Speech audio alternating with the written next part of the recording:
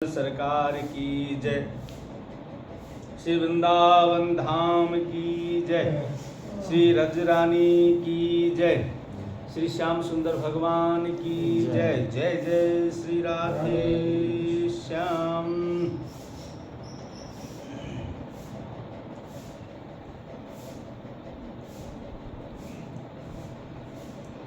बहुत महाराज जी ऐसे बहुत भक्तजन हैं जिनकी इच्छा होती है कि वृंदावन वास करें, श्री जी की कृपा हो हमारे ऊपर और हमारे सारे संकट कट जाएं, टल जाएं, दुख से निवृत्त हो, शाश्वत सुख की प्राप्ति हो। उपेक्षा तो बहुत बड़ी बड़ी चीज़ों का रखते हैं, परंतु आचरण में एक भी वस्तु नहीं है। स्वभाव महाराज जी श्रीनिम्बार्क भगवान लिखते हैं अपने वेदांत दश श्लोकी में, स्वभाव तोपास्य समस्त दोषा मशेष कल्याण गुणैक राशिम व्यभांगिनम ब्रह्म परम वरेण्यम ध्यायेम कृष्णम कमले क्षणम हरि। जो स्वभाव है ना महाराज जी, स्वभाव अनंत दोषों से भरा पड़ा हुआ है। स्वभाव तोपास्य समस्त दोषा, अपने कल्याण का विषय को लेकर के उनको तनिक भी चिंता अथवा चिंतित हुए होते नहीं है। अब आप उपेक्षा रखेंगे कि हम अपने स्वभाव को परिवर्तन किए बिना, आचार्यों के शरणागत हुए बिना, मान लो जो आचार्य के शरणागत हैं, अब वो महाराज जी से बाहर रहते हैं, कहीं दूर दराज देश में रहते हैं, उनकी इच्छाएं हैं। महाराज जी हमने ऐसे ऐसे जगह देखे, लोगों का व्यवहार देखा है, भले ही मस्तक पर तिलक है, गले पर कंठी है, माला जपते हैं, वो माला भी करते हैं, परंतु स्वभाव में किसी प्रकार का कोई परिवर्तन नहीं। महाराज हम बताना चाहेंगे ये स्वभाव में परिवर्तन न होने का मूल उद्देश्य, मूल कारण यही है कि हम हरि का आश्रय तो ले रखे, हरि नाम जप करते हैं, गुरु वर्ण कर रखा है, परंतु महाराज जी हम अपराध से बचे नहीं हैं। मैं आपको महाराज जी बता देना चाहता हूँ, महाराज जी भगवत मार्ग में, अगर भगवत प्राप्ति के मार्ग में महाराज जी 4 प्रकार के बाधा हैं। महाराज जी वो तो एक साधारण बात वो समझते भी नहीं है। अब महाराज बाधा जो है, जो श्री रूप गोस्वामी महाराज जी के ग्रंथ में वर्णन आया है कि 4 प्रकार के जो बाधा हैं, वो बाधा है एक पाप जात, पुण्य जात, भक्ति जात और अपराध जात। महाराज जी भजन करते करते, ये अक्सर महात्माओं के जीवन में भी बहुत देखने को मिलता है कि महात्मा लोग भी बहुत भजन करते हैं, रात दिन नाम जप करते हैं, चिंतन करते हैं, मानसिक सेवा इत्यादि करके पूरा जीवन ब्रज धाम अथवा जहाँ जिनके इष्ट हैं वो अपने इष्ट धाम, इष्ट के धाम में रह करके समय को व्यतीत करके भजन करते, परंतु उनके जीवन में भी ये देखने को मिला है कि वह भी बीमार होते हैं, शारीरिक रूप से अस्वस्थ होते हैं, अनेकों प्रकार उनके जीवन में आता है। तो इसका मूल कारण महाराज जी यही है। पर महात्माओं का विषय तो अलग है, उनके जीवन में आना स्वाभाविक है, क्योंकि पूर्व जन्मों की जो भोग है और इस जन्म की जो भजन का जो प्रभाव है, जिस प्रकार से वन में आग लगने से जंगल के पशु जितने भी होते हैं, पशु पंछी उड़ते हैं, उड़ने वाले जैसे रेंगते हैं, रेंगने वाले, जब वन में आग लग जाए ना महाराज जी, तब उस आग से बचने के चलते उनको यह भान नहीं होता है कि हमको जाना किधर है, क्योंकि चारों तरफ से आग लगी हुई है, बीच में वो पशु हैं, अब वो अपने को बचा, अब वो सोचते हैं कि हम बचेंगे, तो वो छलांग लगा लगा करके उस आग में अपने आप को अपने आप को जला करके खत्म कर देते हैं। अब जल जाते हैं वो बेचारे, मर जाते हैं। उसी प्रकार से हृदय रूपी वन में भगवान नाम रूपी जिस दिन अग्नि की प्रज्वलन होगी, महाराज जी पूर्व जन्मों के पाप रूपी जितने भी पाप है, पूर्व जो हमको बार बार भजन करने में हमको बाधा पहुंचाती है, बार बार साधन करते समय हमारा चित्त वृत्ति एकाग्र चित्त नहीं होता है, यह मूल कारण यही है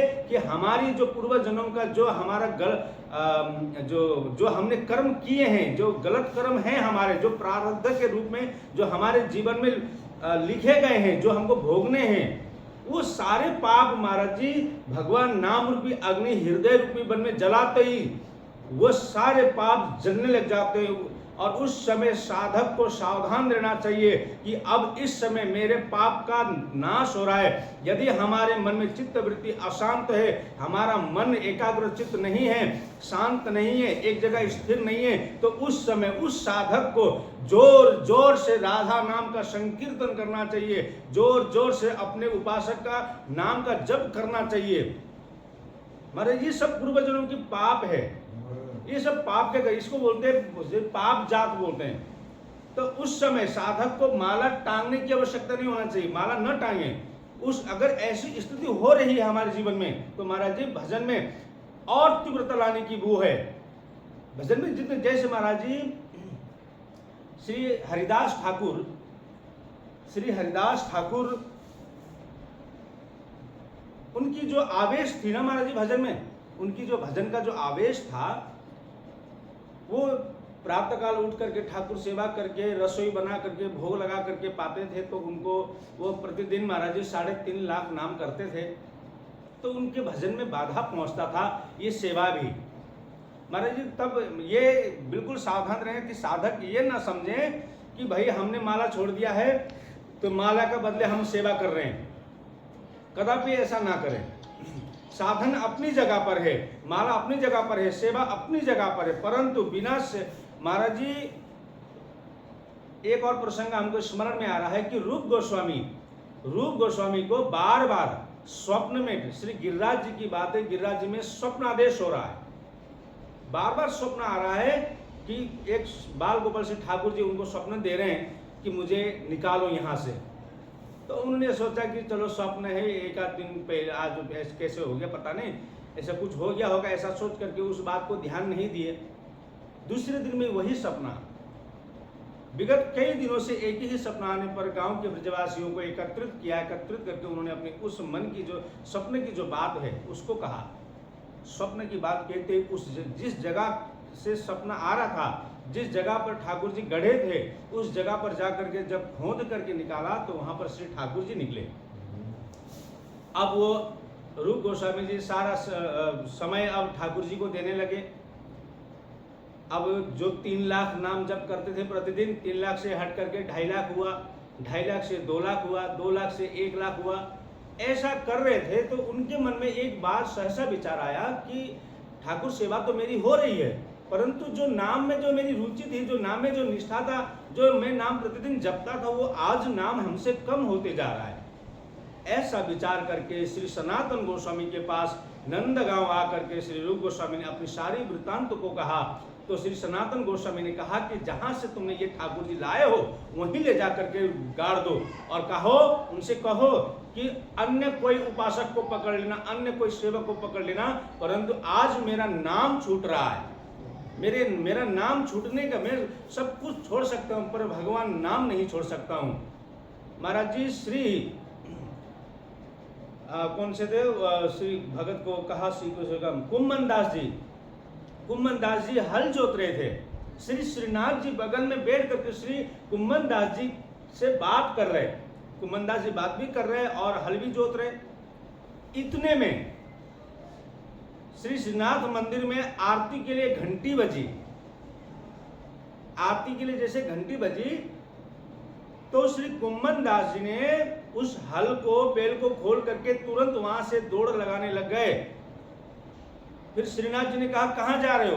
बोले आरती छूट जाएगी, आरती में जा। बोले आरती तो मैं हूं, मेरी ही आरती होती है, मुझे छोड़ के कहा। बोले तुम्हारा क्या भरोसा है, तुम अभी इधर बैठे हो, मेरे से बात कर, कोई मुझसे अधिक कोई नाम जपने वाले मिलेगा तो उधर भग जाएगा। भैया मैं वही, अपनी निष्ठा की बात होती है। ऐसे ही निष्ठा श्री हरिदास ठाकुर की। एक दिन माँ से बोले कि हे माँ, ये जो रोज में जो भात पकाता हूँ, भात बनाते हैं ना हमारे उड़ीसा बंगाल में, ये भात बनाते समय मेरा समय बहुत लगता है, मेरा नाम छूट रहा है। एक काम कर माँ, कल से आप रसोई बना करके मुझे बुला लेना, मैं आकर के भोग लगा करके तुरंत प्रसाद पा करके फिर भजन में बैठूंगा। ऐसा ही हुआ। दूसरे दिन उनको चिंतन हुआ कि भाई अभी भी भजन में जो है कमी हो रही है। माँ से बोले माँ, ये जो चावल है ना उसको चबाना पड़ता है, थोड़ा नरम बनाएगा जो जल्दी जल्दी चब जाए और जल्दी जल्दी प्रसाद पा करके मैं भजन में बैठ जाऊं। माँ ने उसी प्रकार से दूसरे दिन वैसा ही किया। उनको फिर मन में आया कि नहीं, अभी भी मेरा भजन छूट रहा है। तीसरे दिन माँ से कहे, माँ आप एकदम चावल को है ना बहुत गला करके ठाकुर को भोग लगा करके फिर मुझे प्रसाद पाने के लिए बुलाना। ऐसा कहा, तुरंत ऐसे ही हुआ। तुरंत दूसरे दिन तीसरे दिन हरिदास ठाकुर भगे भगे आए, भोग लगा हुआ प्रसाद को देख करके, प्रसाद पा करके फट उठ करके दौड़ लगाए भजन की ओर। ये होता है भजन में आवेश, ये भजन में आवेश होता है महाराज जी। ये भजन का आवेश महाराज जी, ये निरपराध जो संत भजन करते हैं, निरपराध जो भक्त भजन करते हैं, उनके अंदर ही यह आवेश आता है। अपराध हो करके यदि हम भजन करेंगे तो कभी भी हमको वो आवेश, हमारे मन में इच्छा ही नहीं होगी भजन करने की। ये पाप जात जो महाराज जी, हर महाराज जी साधु नहीं बनना है, साधु की जरूरत नहीं है, साधुता की जरूरत है। और साधुता हर किसी में हो सकता है, हर कोई हो सकता है।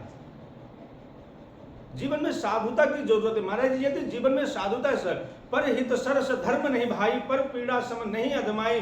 दूसरे को दुख देने के बराबर कोई पाप नहीं और दूसरे को सुख देने के बराबर कोई धर्म नहीं। यदि यह विचार करके निज प्रभु में देखिए, जगत के सन कर ही विरोध, सब में मेरे इष्ट मेरे ही परमात्मा विराजमान है। सब में मेरे इष्ट की भावना रख करके यदि हम सबको प्रणाम करते हुए यदि आगे बढ़े महाराज जी, तो हम निरपराध हो करके उस गंतव्य तक पहुंच सकते हैं जिस गंतव्य के हेतु हमने इस आवरण को धारण कर रखा है। उस दिव्य परंपरा में, हम जिस परंपरा में जुड़ करके हम जहां जाना चाहते हैं, जहां के हैं हम, जहां ईश्वर अंश जीव अविनाशी चेतन अमल सहज सुखराशि, ईश्वर के प्रतिबिंब हैं, ईश्वर के अंश हैं, वो जीव वहीं जाएगा जो जहां से आया हुआ है। तो हमारा कर्तव्य बनता है कि निरपराध हो करके, गुरु चरणाश्रित हो करके, साधन में अखंड लगते हुए, साधु की अपेक्षा नहीं, साधुता जीवन में साधुता ही उपेक्षित रखता है। साधुता जीवन में जरूरी होता है। यदि जीवन में साधुता है, संतों का संग है, हरिनाम में रुचि है, जीव मात्र पर दया है, साधन में निष्ठा है,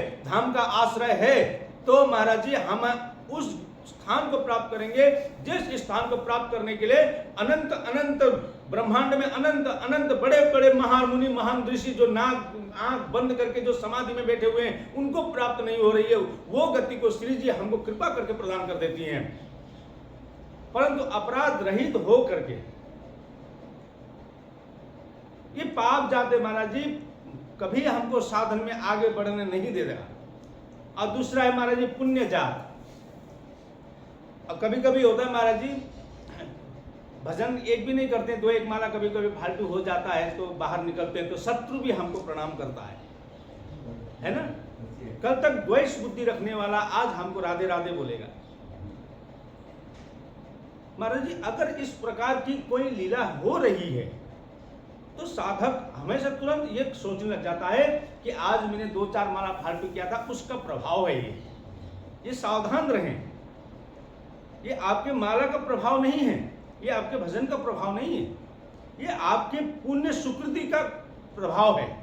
पुण्य सुकृति उदय होने पर वो शत्रु भी मित्रता का व्यवहार कर रहा है। आप इसमें परम पवित्र परम पावन भगवान नाम को उसमें सम्मिलनकृत करके भगवान नाम को अपमानित कर रहे हैं कि मेरे भजन के प्रभाव से आज जो है मेरा शत्रु भी मेरा मित्र की तरह मुझसे व्यवहार कर रहा है। नहीं, अब अपराध जात महाराज जी 6 वैष्णव अपराध, 10 नाम अपराध, 32 श्री ठाकुर सेवा अपराध और 64 गुरु अपराध। अब महाराज जी इतने सारे अपराध और सबसे बड़ी तगड़ी महाराज जी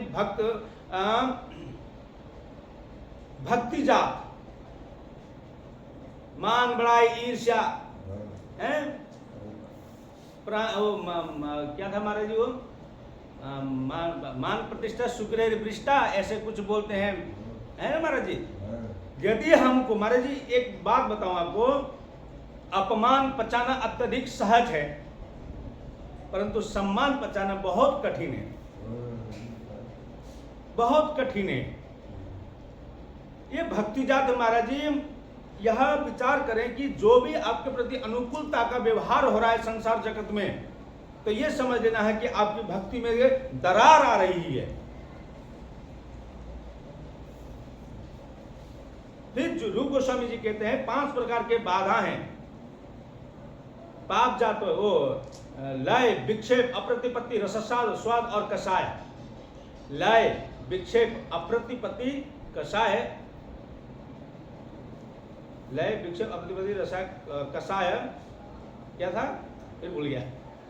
लय, विक्षेप, अप्रतिपत्ति, लय, विक्षेप, अप्रतिपत्ति, कषाय और एक है अभी आ जाएगा याद।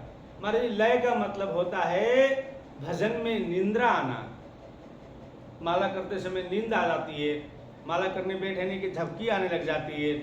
यदि हमको उस समय नींद बाधा डाल रही है, तो अगर यदि हमने उस समय साधन को छोड़ करके शरीर सुख के हेतु यदि विश्राम करते हैं, तो कोई पता नहीं कि हो सकता है कि वो जो क्षण था उस क्षण में आपको अगर भजन में आप लगे रहते तो भगवत प्राप्ति भी हो सकती थी।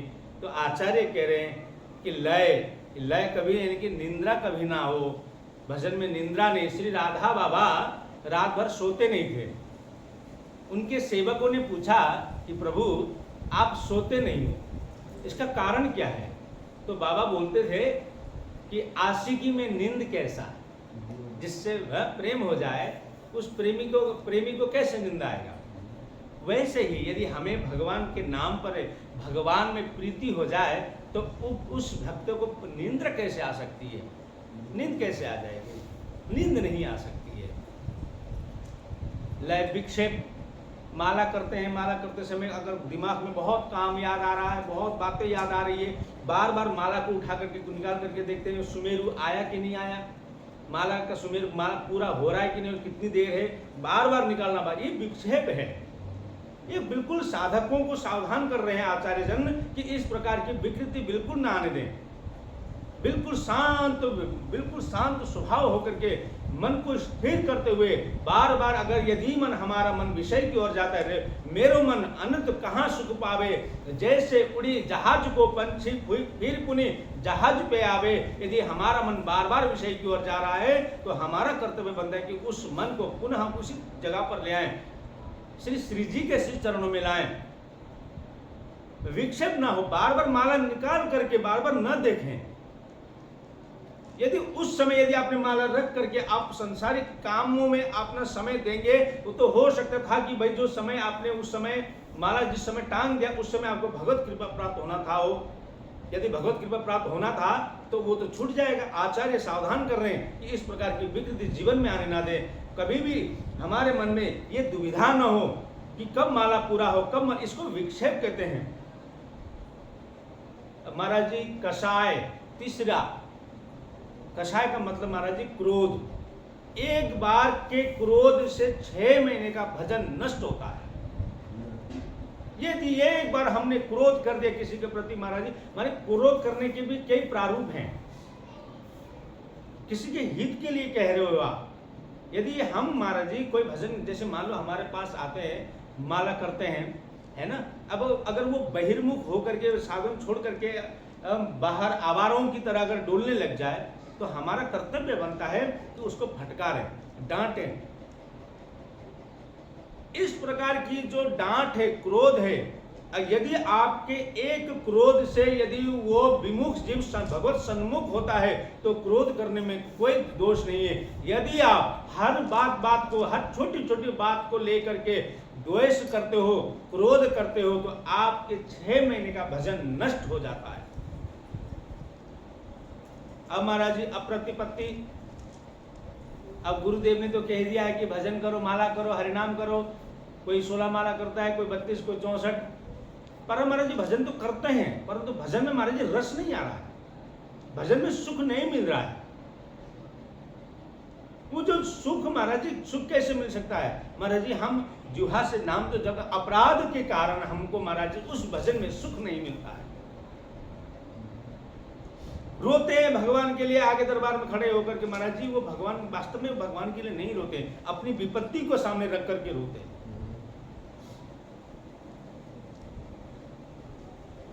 भजन में सुख नहीं मिल रहा है उनको, यानी कि अपराध हो रहे हैं। उन सारे अपराधों के जितने भी अपराध हो रहे हैं महाराज जी, उस अपराधों को हम अपने जीवन में धारण कर रखे हैं। धारण करते हुए भी यदि हम नाम जप को नहीं छोड़ रहे हैं, परंतु नाम तो कर रहे हैं, परंतु उस नाम में हमको जो सुख मिलना चाहिए, जो रस मिलना चाहिए, वो रस आपके जीवन में कभी नहीं आ सकता है यदि हमारे हमसे अपराध हो रहे हो तो।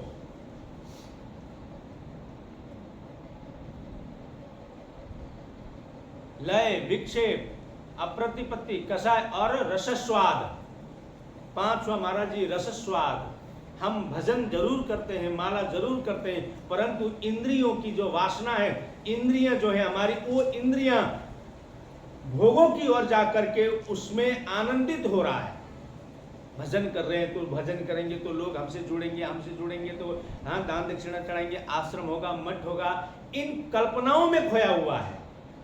हमको लोग मानेंगे, हमको पूजेंगे, लोग हमको दंडोत क्यों नहीं कर रहे हैं, दंडोत कर रहे हैं। इस प्रकार की धारणाएं हमको बार बार हमारे जीवन में प्रवेश करती ही रहती हैं। ये रसस्वाद, इंद्रियों के द्वारा विशेष सुख का आस्वादन करना। भजन में बैठे हैं परंतु हमारा चित्त वृत्ति विषय सुख में जा रहा है। हमें लोग पूछे, यह विचार रख रहे हैं। ये 5 प्रकार का श्री रूप गोस्वामी के द्वारा प्रतिपादन किया गया है कि साधकों को हमेशा इन बातों से सावधान रहना है। यदि इस प्रकार से वो करके आतुर भाव से श्री जी से प्रार्थना करके, श्री जी से प्रार्थना करें, आचार्य गुरुजनों से प्रार्थना करें कि हमको श्री जी की कृपा से श्री धाम की प्राप्ति हो, तो श्री किशोरी जी स्वयं कृपा करेंगे, तभी श्री धाम वृंदावन की अथवा ब्रज धाम की कृपा, ब्रज धाम में वास प्राप्त हो सकती है। परंतु इन अपराधों को लेकर के महाराज जी कभी भी प्रवेश नहीं हो सकता। उसी श्रृंखला में महाराज जी आज है एक वृंदावन की जो महिमा है उसका थोड़ा सा हम प्रकाश डालते हैं। कह रहे हैं आचार्य जन की नवल किशोरी श्री राधिका स्वामिनी का निज धाम श्री वृंदावन अन्य सब के लिए दुर्लभ एवं दुर्घट है, सभी को उपलब्ध नहीं है। अतः नवल किशोरी श्री राधिका की कृपा के बिना इसकी प्राप्ति सर्वथा असंभव है। किसकी प्राप्ति? श्री वृंदावन की प्राप्ति। और इधर मैं सर्व प्रकार से गुण कला रहित हूं। अब यहाँ पर साधकों को समझना चाहिए कि यहाँ आचार्य स्वयं को ले रहे हैं, यानी कि मैं मतलब हम जितने भी उपासक हैं श्री जी ठाकुर जी के, सर्व प्रकार से गुण कला रहित हैं, असमर्थ हैं। तब तो केवल कृपालु किशोरी कृपा से ही जो कुछ होना है सो होगा, किंतु वह कृपा भी तो सहज सुगम नहीं है। वो कृपा प्राप्त होना भी सहज नहीं है, क्योंकि भी कृपा हो जाएगी श्री जी की, और उस कृपा को भी प्राप्त करने का कोई साधन नहीं है। वो कृपा कैसे प्राप्त हो, उसका कोई साधन है ही नहीं। यदि है तो भी हमें बोध नहीं है, जानकारी नहीं है। तब श्री आचार्य चरण शरण ही मेरे लिए सर्वोपरि सौभाग्य सुयोग हैं। तब क्या करना चाहिए? तो हमारे जो गुरु हैं, हमारे जो आचार्य हैं, उनका चरण ही हमारे लिए सौभाग्य सुयोग हैं। उनके चरणाश्रित होंगे। जब चरणाश्रित होने के बाद वे कृपा करें, तब उनके श्री चरण कमल की जब कृपा हमारे ऊपर होगी, तब हमको श्री धाम वृंदावन की प्राप्ति होगी। एतैव मनसा वाचा दृढ़ विश्वास पूर्वक अपनी हृदय भूमि में श्री आचार्य के चरण को धारण करने से श्री किशोरी श्री राधिका की निश्चित ही कृपा होगी एवं श्री वृंदावन का वास मिलेगा। श्री प्रिया जी के श्री चरणों के बल का विश्वास प्राप्त करके मेरे मन में उत्साह हो रहा है कि निश्चित ही वे मेरे हृदय में श्री वृंदावन का स्वरूप प्रकाशित करेंगी। अतः अब मैं श्री करुणानिधि सुकुमारी किशोरी कुंवरी लाडली श्री राधा के श्री चरणार बिंदों का स्मरण करते हुए श्री वृंदावन धाम का वर्णन प्रारंभ कर रहा हूं। श्री वृंदावन धाम की जय। श्री वृंदावन की भूमि स्वरूपतः स्वर्णमयी एवं रंग बिरंग रत्नों से खचित है, रचित है। वृंदावन की भूमि कैसी महाराज जी? महाराज वृंदावन की भूमि स्वर्णमयी है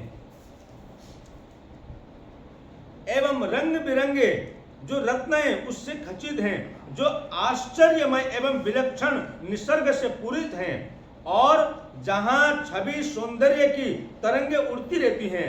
वृंदावन की इस अलौकिक चमक दमक को उल्लास पूर्वक नेत्रों से देखने पर अनुभव होगा कि सूर्य चंद्रमा आदि जितने भी ज्योतिर्मय लोक हैं उन सब की द्युति यानी उनके प्रकाश वृंदावन पर न्योछावर हो रहे हैं। वृंदावन के वृक्ष की पत्र द्युति की उपमा के लिए समस्त विश्व में कहीं कुछ नहीं है। यहाँ के पत्तों के लिए भी महाराज जी अगर करोड़ों सुंदर सूर्य करोड़ों चंद्रमाओं का भी जो द्युति प्रकाश है वो यहाँ के एक पत्ते के बराबर भी उनकी ज्योति नहीं है। और तो और कोटि कोटि वैकुंठ भी जिसके समतुल्य नहीं कहे जा सकते, वृंदावन के समतुल्य। महाराज जी एक बात बताओ महाराज जी, और पूरे वृंदावन का नहीं लूंगा महाराज जी, पूरे बरसाने की बात बताऊं महाराज जी। बरसाने का कूड़ादान जहां पर कूड़ा फेंकते हैं, बरसाने का एक कूड़ादान भी वैकुंठ से भी अत्यधिक सुख को प्रदान करने वाला है। बरसाने का जो कूड़ादान है महाराज जी, यहां की प्रत्येक लता कल्प वृक्ष है। मैंने एक दिन कहा था महाराज जी, स्वर्ग के कल्प वृक्ष के पास जाकर के आप उनसे सांसारिक भौतिक पदार्थों को मांगो तो वो तुरंत दे देती हैं, लेकिन वहां कल्प वृक्ष में जाकर के हमको भगवत कृपा प्राप्त हो अथवा हमको श्री जी ठाकुर जी प्राप्त हो, ऐसा यदि आप उस कल्प वृक्ष के समीप जाकर के वर मांगोगे तो वो शर्म के मारे सूख जाएगी। वो कल्प वृक्ष में भी सामर्थ्य नहीं है। परंतु हमारे यहाँ बबूल का जो कांटा है, उस कांटे के समीप जाकर के यदि हम उनसे प्रार्थना करें कि हे ब्रज वृंदावन के हे सौभाग्यशाली वृक्ष के एक कटीले कांटे, मैं आपके शरण हूं, मैं आपके शरणागत हूं, मैं आपके श्री चरणों में साष्टांग दंडवत प्रणाम करके यहां आशीर्वाद चाहूंगा कि आप हमको श्री प्रियालाल जी की कृपा प्राप्त करा दो। तो महाराज जी वो बबूल का कांटा श्री प्रिया प्रीतम के प्रेम को प्रदान करने में सामर्थ है। ऐसा श्री दिव्य वृंदावन के यहाँ के एक महाराज जी, यहाँ का जो पत्ता है, यदि मान लो पत्ता गिर करके हवा से झूलता हुआ अगर वो पत्ता महाराज जी उसको स्पर्श, उस पत्ते को बाहर की हवा यदि स्पर्श करके यदि किसी ऐसे दुर्जन जगह पर चला जाए जहां पर कदाचित कभी वहां पर कभी कोई पुण्य का कार्य ना हो, यदि वहां कोई मरा पड़ा हो, उस मरे हुए मुर्दे को यदि वो हवा स्पर्श भी कर दे तो महाराज जी भगवत धाम का अधिकारी बन जाता है। उस पत्ते से स्पर्श किया हुआ महाराज जी यहाँ का एक एक महाराज जी पदार्थ, एक एक कण महाराज जी सब प्रिया प्रीतम के हाथ से स्पर्श किए हुए उनके प्रेम को प्राप्ति हो करके महाराज जी उछल रहे हैं। जैसे महाराज जी एक घड़े को जगह जगह से छेद करके उसको गंगा जी में फेंक दिया जाए तो वो घड़ा हमेशा भरा ही रहता है, उसी प्रकार से यहाँ श्री वृंदावन धाम में श्री प्रिया प्रीतम की जो रस माधुर्य है, रस प्रेम सुधा है, उस प्रेम सुधा को पा करके उसको स्पर्श प्राप्त करके महाराज जी प्रेम में निमग्न हो करके भरे हुए हैं। ऐसा श्री दिव्य वृंदावन प्रत्येक पुष्प पारिजात है जो नित्य निरंतर सहज रूप से श्री यमुना तट पर झलमलाते रहते हैं। कोटि कोटि रति एवं कामदेव अत्यंत प्रेम पूर्वक श्री वृंदावन धाम की कुंजों की सदैव सजाते संवारते रहते हैं। यहाँ झाड़ू लगाते हैं कामदेव। समस्त वनों में श्रेष्ठ श्री वृंदावन अहर्निश अपने स्वरूप शोभा से पूर्ण है। वह अनवरत आनंद समूह की वर्षा होती रहती है, जहां सौरभ एवं मकरंद के लोभी भ्रमरगण मधुर मधुर गुंजार करते रहते हैं। वृंदावन में लाल नीले एवं श्वेत वर्ण के कमल समूह और विविध रंगों के अनेक पुष्प विकसित हैं। उन्हें देखकर ऐसा प्रतीत होता है मानो श्री वृंदावन नाना प्रकार के रंग बिरंगे वस्त्र धारण किए हुए हैं। जिस काल में जैसी श्री युगल की रुचि होती है, श्री वृंदावन धाम का त्रिविध पवन यथा समय श्री युगल की रुचि के अनुसार प्रीति पूर्वक प्रभावित होती रहती हैं। त्रिविध समीर महाराज जी, मंद सुगंध समीर, मंद हो, सुगंध हो, शीतल हो, शीतल मंद सुगंध आती, चल रही त्रिविध समीर, मत देखो वा चंद को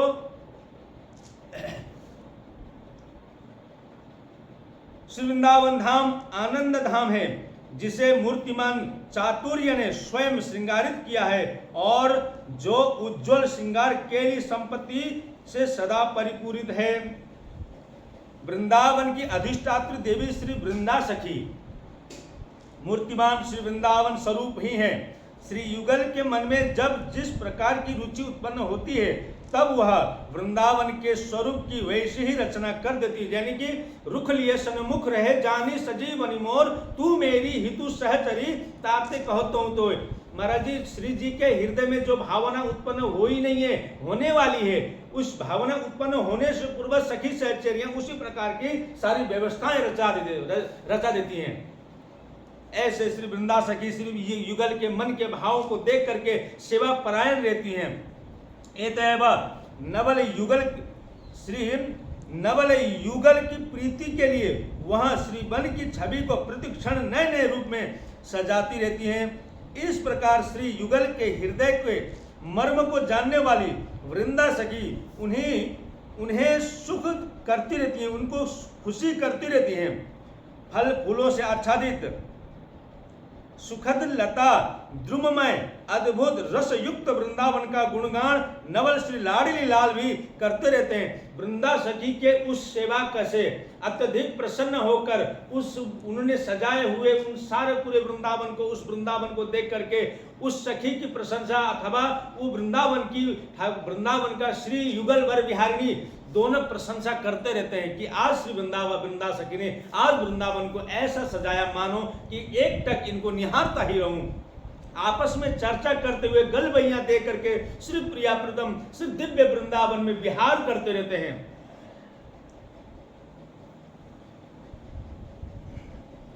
ऐसे अति अद्भुत एवं सरस वृंदावन की उपमा किससे दी जा सकती है, जिसका रस वैभव अपूर्व एवं अद्भुत है और स्वयं श्री कृष्ण भी अपने श्री मुख से जिसका यशोगान करते हैं।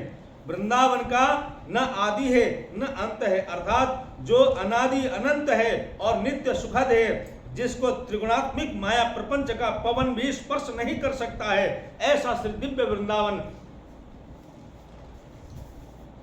श्री वृंदावन नित्य निरंतर एक साथ शोभावान है, जहां राग रंजित एक प्राण युगल मित्र नित्य क्रीड़ा परायण है।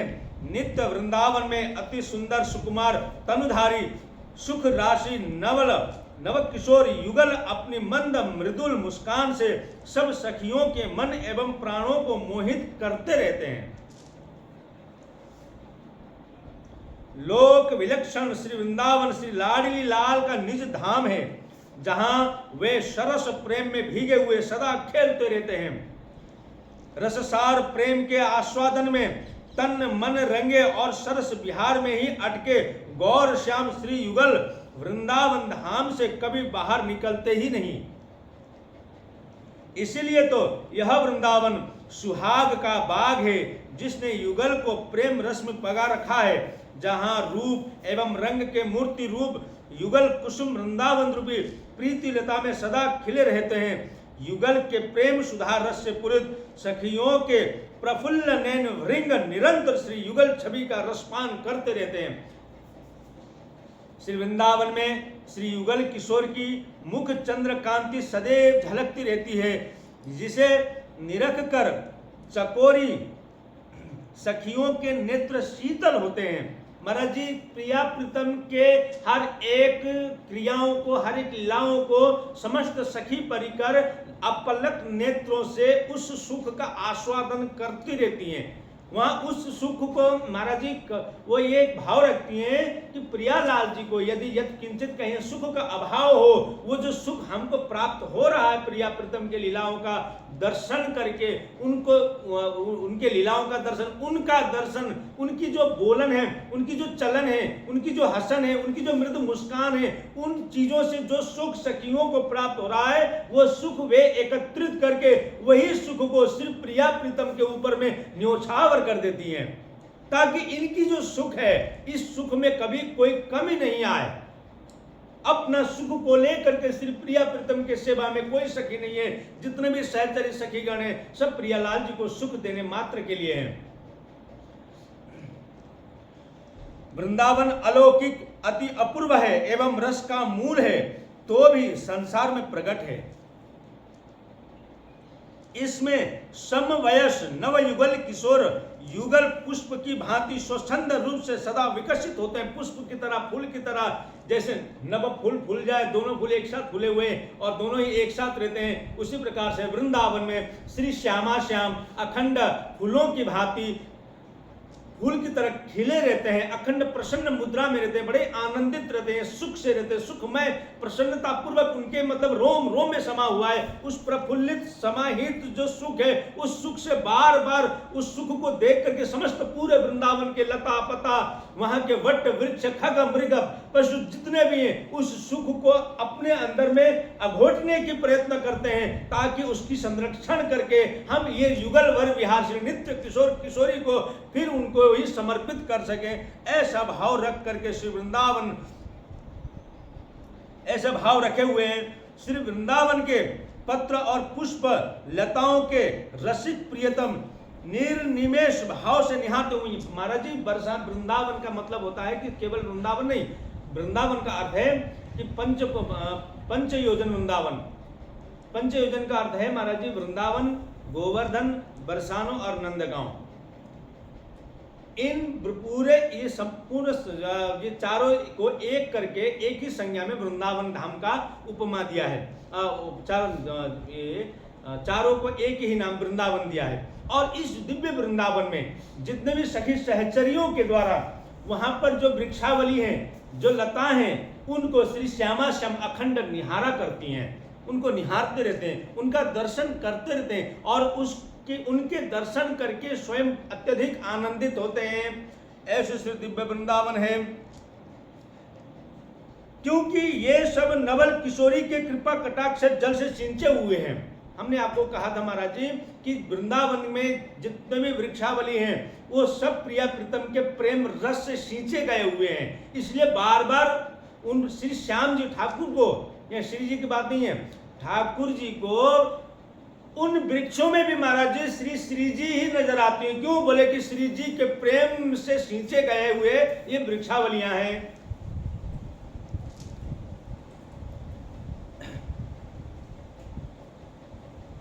श्री स्वामिनी के चरण चिन्हों को प्रियतम जहां जहां पृथ्वी पर अंकित देखते हैं, वहां वहां वे रसिक शिरोमणि प्राण प्रिया की पद धूलि जानकर उन पर विलुंठित होने लगते हैं। प्रिया जी जहां जहां चलती हैं, जहां जहां चरण रखती हैं, ठाकुर जी उन चरणों का चरण चिन्ह को देख करके उस रज में श्री स्वयं श्याम सुंदर अपने आप को उस रज से अपने को शराबुरित करते हैं, विलुंठित होते हैं। उसमें मतलब जैसे खेलते हैं बच्चों की तरह, उसको बार बार उठा करके बार बार अपने मस्तक से उस रज से स्नान करते हैं।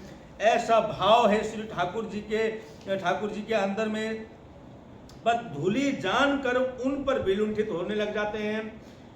प्रीतम को वृंदावन अत्यंत प्रिय है। श्री श्याम सुंदर को श्री वृंदावन अत्यधिक प्रिय है। उनके इस अपार प्रेम का कारण है कि उनकी सर्वस्व प्राणधार श्री लाडली जू इस वृंदावन में नित्य क्रीड़ा करती रहती हैं। श्री आचार्य कहते हैं कि युगल प्रीति में रंगी हुई सखियां समय समय की रुचि के अनुसार सब सेवा सामग्री लिए निरंतर श्री युगल की सेवा में साथ बनी रहती हैं।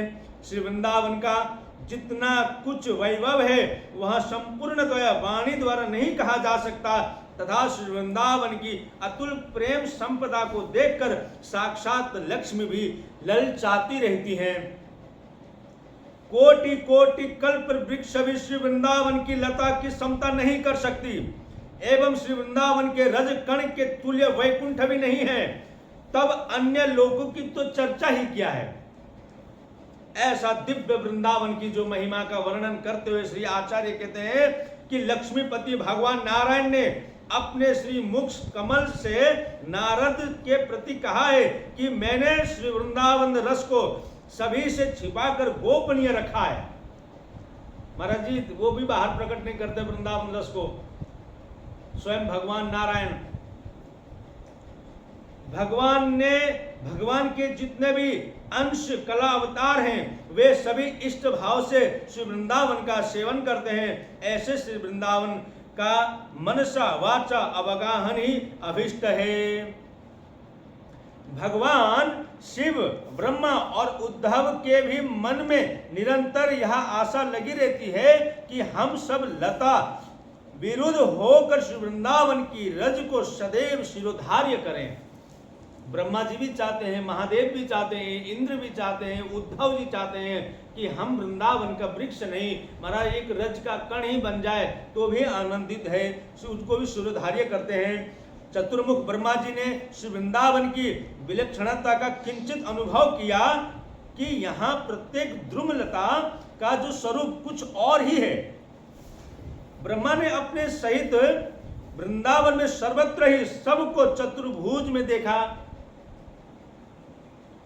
वृंदावन में ब्रह्मा जी ने अपने सहित वृंदावन में सर्वत्र ही सबको चतुर्भुज रूप में देखा, तब तो वह अपनी प्रभुता महत्ता को भी भुला गए और उसका अहंकार नष्ट हो गया। एतव 14 भुवन का स्वामित्व और समस्त संपत्ति का भी परित्याग करके रसिकों के रस क्षेत्र श्री वृंदावन में वास करना चाहिए, ऐसा श्री ब्रह्मा जी का मन में भाव आया। यदि संभव हो तो श्री वृंदावन वास करना चाहिए, यदि संभव हो तो श्री वृंदावन का वास करना चाहिए, क्योंकि आयु प्रतिक्षण समाप्त हो रही है। पुनः ऐसा सुअवसर फिर नहीं प्राप्त होने वाला। दैहिक सुख सुविधा की आसक्ति एवं जागतिक लज्जा का परित्याग पूर्वक मन को मारकर तन को हार कर वृंदावन में निर्भयता पूर्वक विचरण करना चाहिए। वृंदावन वास करने में जो भी कोई व्यवधान डालने वाला है उसके जैसा अन्य कोई शत्रु ही नहीं है, यह भाव रखना चाहिए। उपासकों के मन में ऐसा निश्चय होना चाहिए। श्री ध्रुवदास जी कहते हैं कि श्री वृंदावन वास के लिए जिनके मन में उत्साह नहीं है वे माता पिता पुत्र एवं पत्नी आदि ही क्यों ना हो, उनका भी सामीप्य त्याग देना चाहिए। अन्य देशों के निवासी में भले ही अधिक भजन होता हो, अन्य देशों के निवास में अन्य कहीं चले गए, कभी और जाते हैं ना, कभी हरिद्वार, कभी ऋषिकेश, कभी कहीं वहाँ भले ही बहुत भजन होता है। यहाँ आचार्य कह रहे हैं कि वहाँ पर बहुत भजन, भले ही तुम्हारा भजन हो रहा है, परंतु भले अन्य देशों के निवास में भले ही अधिक भजन होता हो, किंतु वह भजन वृंदावन में सोते रहने के बराबर भी नहीं होता है। यहाँ पर आकर के मात्र सो जाने पर अन्य देशों में जाकर के अखंड रातों दिन भजन करने का जो फल है वो वृंदावन में सोने के बराबर भी नहीं है। वृंदावन में निवास करके यदि कुछ भजन नहीं होता है वो तो भी यहाँ की रज उड़ उड़ कर शरीर का स्पर्श करती ही रहेंगी एवं पीने के लिए यमुना जल तो प्राप्त होगा ही। श्री वृंदावन की अहेतु की कृपा का स्वभाव एवं प्रभाव तो देखो कि श्री वृंदावन इस जीव की कर्म मलिनता को विचार किए बिना ही इसे अपना लेती है। जिस प्रकार मैले कुचेले बालक को बालक को भी वात्सल्य वही माता स्नेह पूर्वक गोद भर लेती है, उसी प्रकार से वृंदावन उनके गुण अवगुण को विचार किए ही बिना ही उनको अपने हृदय में स्थान दे देती है। ऐसा दिव्य वृंदावन जो वृंदावन से बाहर अन्य देश में कहीं भी यत्न करने पर, वृंदावन से बाहर अन्य देश में कहीं भी यत्न करने पर भी भजन नहीं सधता, किंतु वृंदावन में तो अपनी स्वार्थ सिद्ध के लिए भटकने वाले का भी भजन हाथ पकड़ कर करवा लेती है, भले ही यह स्वार्थ से युक्त पड़ा हुआ है।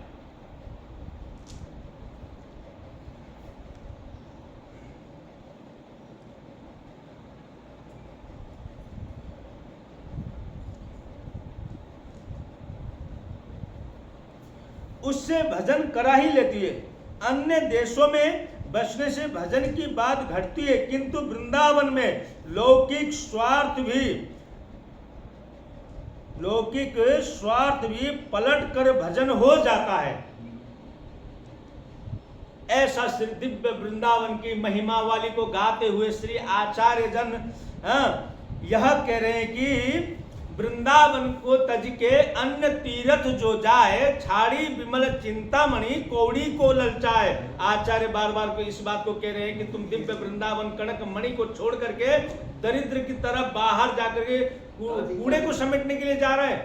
वृंदावन का आश्रय नहीं ले रहा है, वृंदावन का आश्रय लो, रज का आश्रय लो, श्री स्वामिनी का आश्रय लो। इन सारे चीजों का आश्रय को प्राप्त कराने के लिए श्री गुरु चरण कमल का आश्रय लो, यहाँ आचार्य बार बार कहते हैं। और इसी के साथ आज का जो प्रसंग है महाराज जी, यहीं पर विराम देते हुए कल फिर श्री वृंदावन धाम के विषय में अथवा वृंदावन का जो महिमा है उसका वर्णन करेंगे। श्री वृंदावन धाम की जय, श्री लाडली लाल की जय, जय श्री राधे।